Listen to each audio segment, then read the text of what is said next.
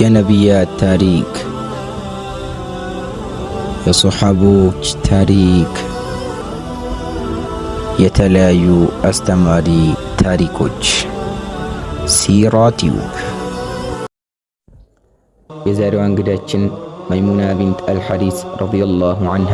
መይሙና ቢንት አልሐሪስ ረዲየላሁ ዐንሃ በሺዎች የሚቆጠሩ ሴቶች ለረሱል ሰለላሁ ዐለይሂ ወሰለም ነፍሴን ሰጥቼዎታለሁ በማለት ለትዳር ቢጠይቁም ምላሽ የሰጡት ግን ለመይሙና ብቻ ነው። ሙሉ ስሟ መይሙና ቢንት አልሐሪስ ኢብኑ ሐዚን ኢብኑ ሙጀይር ነው። የዓባስ ረዲየላሁ ዐንሁ ባለቤት የሆነችው የኡሙ አልፈድል እህት የኻሊድ ቢን ወሊድና የዓብደላህ ኢብን ዓባስ ረዲየላሁ ዐንሁ አክስትም ስትሆን ከቁረይሽ የተከበሩ ወይዛዝርትም መካከል ተጠቃሽ ናት። መይሙና ከመጀመሪያ ባሏ ባለመስማማታቸው ይፈታሉ። ለብዙ ጊዜያት ያለ ባል ከቆየች በኋላ ሁለተኛ ባል ታገባለች።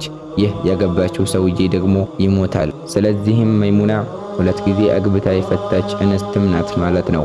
መይሙና ረዲየላሁ ዐንሃ ወደ ረሱል ሰለላሁ ዐለይሂ ወሰለም ሂዳ እንዲህ አለቻቸው፣ ያ ረሱለላህ ነፍሴን ሰጥቼዎታለሁ አለች።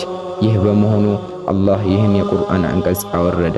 ያ አዩሃ ነቢዩ ኢና አሕለልና ለከ አዝዋጀከ አላቲ አተይተ ኡጁረሁነ ወማ መለከት የሚኑከ ሚማ አፋአ አላሁ ዐለይክ ወበናቲ ዐሚከ ወበናቲ ዐማቲከ ወበናቲ ኻሊከ ወበናቲ ኻላቲከ አላቲ ሃጀርነ መዐከ ወምረአተን ሙእሚነህ ኢን ወሀበት ነፍሰሃ ሊነቢይ ኢን አራደ ነቢዩ አን የስተንኪሐሃ ኻሊሰተን ለከ ሚን ዱኒል ሙእሚኒን ወድ ዐሊምና ማ ፈረድና ዐለይሂም ፊ አዝዋጅሂም ወማ መለከት አይማኑሁም ሊከይ ላ የኩነ ዐለይከ ሐረጁን ወካነ አላሁ ገፉረን ረሒማ።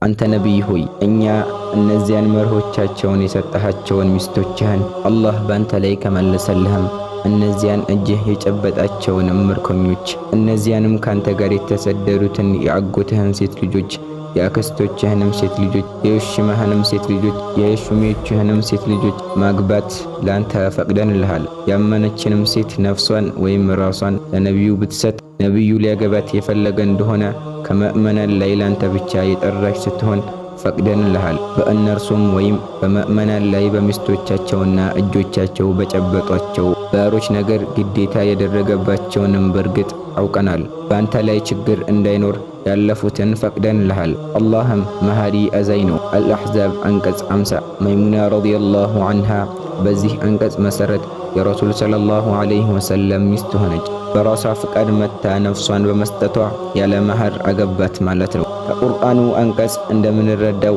ይህ አይነት ጋብቻ የተፈቀደው ለውዱ ነቢይ ሙሐመድ ሰለላሁ ዐለይሂ ወሰለም ብቻ ነው። ብዙ ሴቶች ልክ እንደ መይሙና ረዲየላሁ ዐንሃ ለረሱል ሰለላሁ ዐለይሂ ወሰለም ነፍሴን ሰጥቼዎታለሁ ብለው ነበር።